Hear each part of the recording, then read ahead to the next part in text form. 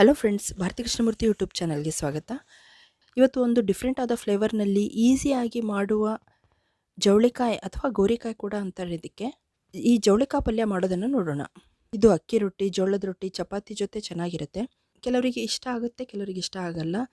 ಆದರೆ ಈ ಥರ ಟ್ರೈ ಮಾಡಿ, ಸಿಂಪಲ್ ಆಗಿ ಇದು ಟೇಸ್ಟ್ ಚೆನ್ನಾಗಿರುತ್ತೆ. ಯಾವಾಗಲೂ ಒಂದೇ ತರಹ ಜವಳಿಕಾಯಿ ಪಲ್ಯ ಮಾಡಿ ತಿನ್ನೋದು ಬೋರ್ ಆಗಿದ್ರೆ ಸಿಂಪಲ್ ಆಗಿ ಈ ಥರ ಮಾಡ್ಕೋಬೋದು. ಮೊದಲನೇದಾಗಿ ಜವಳಿಕಾಯಿಯನ್ನು 2 ಸಾರಿ ನೀರಲ್ಲಿ ತೊಳೆದು ಚೆನ್ನಾಗಿ ತಟ್ಟೆಯಲ್ಲಿ ಹಾಕಿ ನೀರು ಇಳಿಸಿರಬೇಕು. ಸ್ವಲ್ಪನೂ ಇದರಲ್ಲಿ ನೀರು ಇರಬಾರ್ದು. ಒಬ್ಬೊಬ್ಬರು ಜವಳಿಕಾಯನ್ನು 1 ಕಪ್ ನೀರು ಹಾಕಿ ಫಸ್ಟ್ ಬೇಯಿಸ್ಕೊಂಡ್ಬಿಡ್ತಾರೆ. ಆದರೆ ಅದರಲ್ಲಿ ಫ್ಲೇವರ್ ಅಷ್ಟಾಗಿ ಇರಲ್ಲ.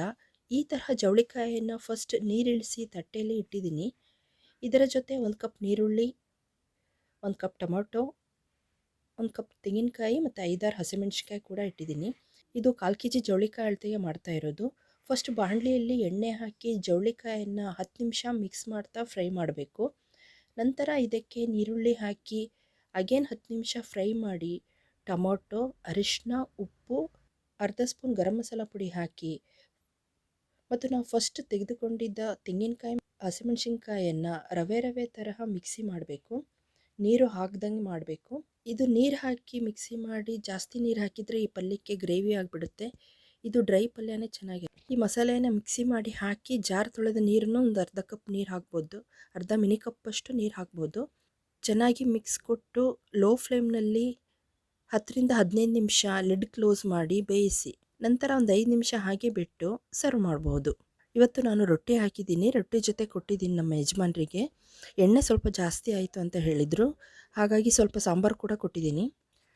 ಯಾಕಂದರೆ ಎಣ್ಣೆ ಕಡಿಮೆ ಬಳಸಿದಷ್ಟು ಒಳ್ಳೆಯದು.